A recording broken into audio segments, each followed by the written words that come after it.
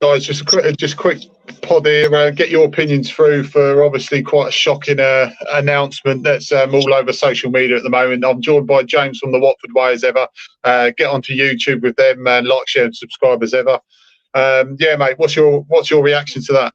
It's just I've just been watching the Bournemouth Southampton game, as I'm sure most Watford fans have been, because it's quite a huge game for us in the relegation battle. And I saw it pop up on my phone, and I'm just I'm flabbergasted. I'm quite upset actually, because like most Watford fans, I like Nigel Pearson. He's a really nice guy, and I don't know why the club have made this decision with 2 games to go. It's unbelievable. It really is unbelievable.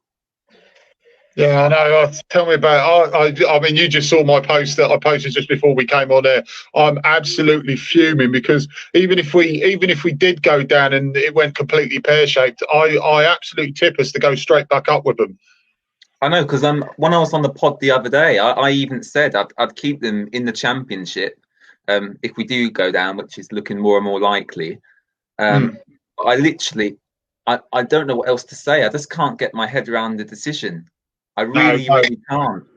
No, that's what I thought before the podcast we do. Yeah, just in case everyone does just come on, we are just doing a quick reaction to it. We'll talk in more detail during the pod as well. So, James, if you want to come on later, you're more than welcome, mate, as well. But yeah, I'm completely flabbergasted with the decision, because we've got 2 games left. You know, we're 3 points clear. Okay, if results don't go away, we're pretty much down anyway. But you know, we're not 3 points off us away from safety, and then we have to win on our 2 games or anything. So, you know, before, when he took over from Flores, we were 9 points. You know, we could just have 9 points. So, you know, that's the thing. I'm stuck for words for once. Makes a change.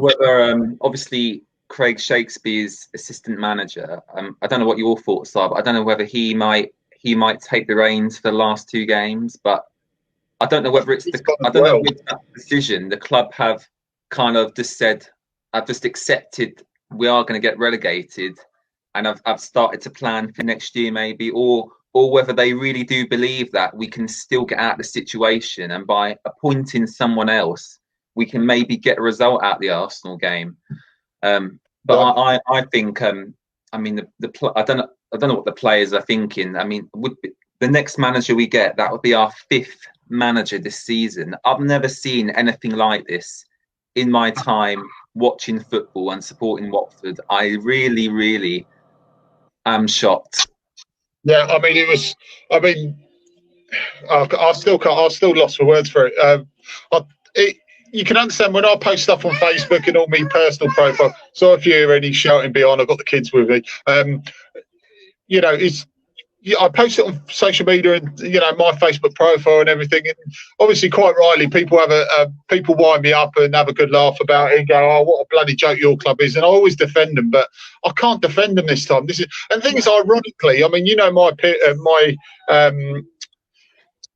perception of Girardi, I want him gone. And ironically, he was the one who actually told him, apparently. Oh, really? Well, I don't think anyone likes Filippo Girardi, so you're not alone if you have that opinion. But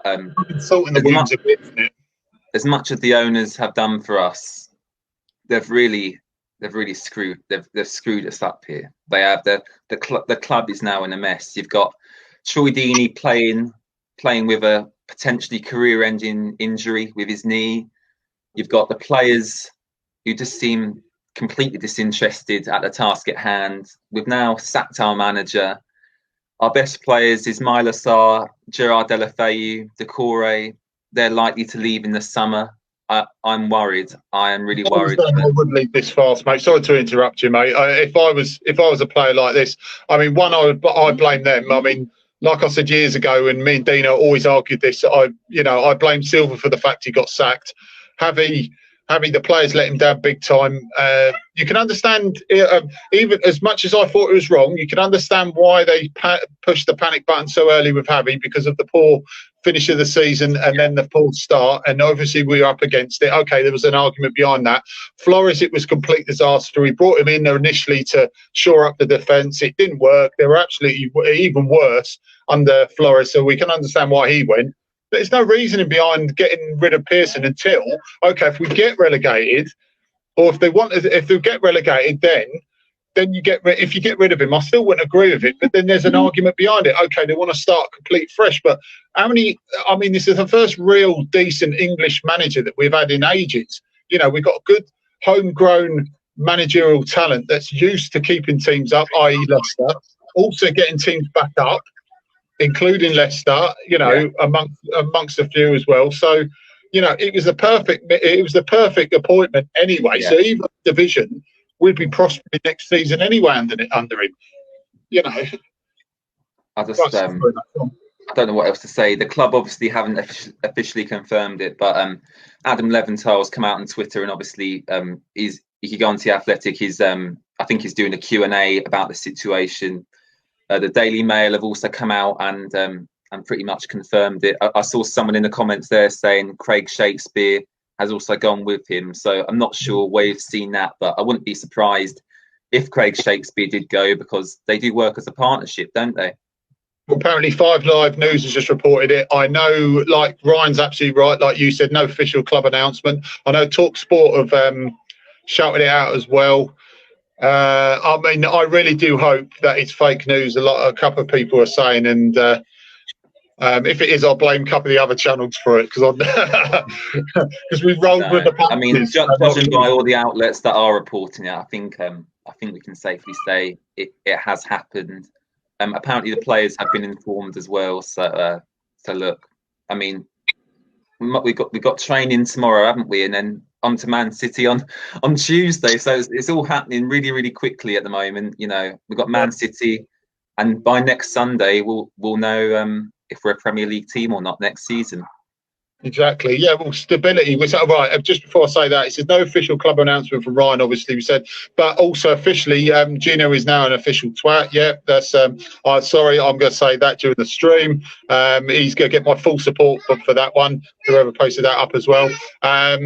And also, yeah, I've always said about stability now. You know, we talked about this on Friday night on the podcast as well, that we need stability. We need to give, you know, even just give him a 2-year, like you said, don't give him a 1, because we're obviously not showing too much faith in him.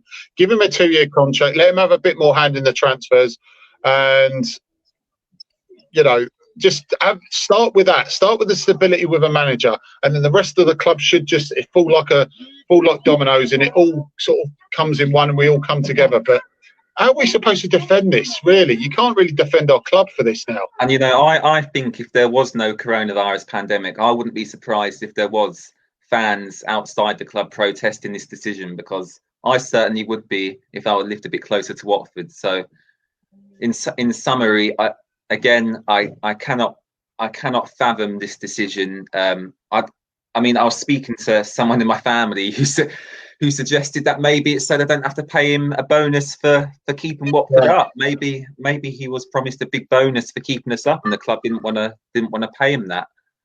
True.